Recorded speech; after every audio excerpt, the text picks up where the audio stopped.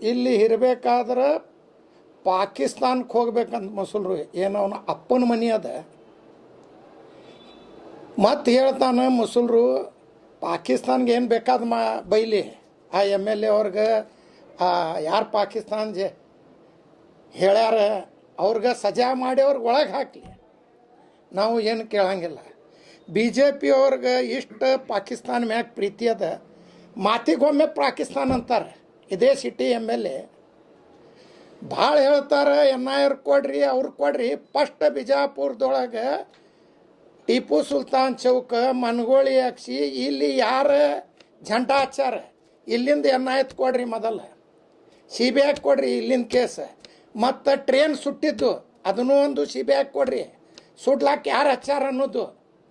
ಅಮಾಯಕ ಮಂದಿ ಉರುಳು ಹಾಕೊಂಡು ತೀರ್ಕೊಂಡಾರ, ಅಮಾಯಕ ಮಂದಿ ಜೈಲಿಗೆ ಹೋಗ್ಯಾರ.